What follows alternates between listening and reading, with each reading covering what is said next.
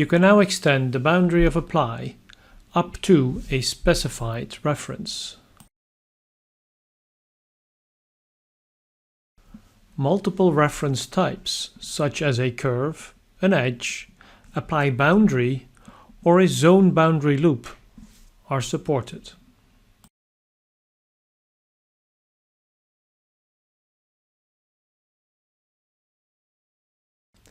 You can use an outer loop or an inner loop as reference, and the extend action is always performed inside the layup surface.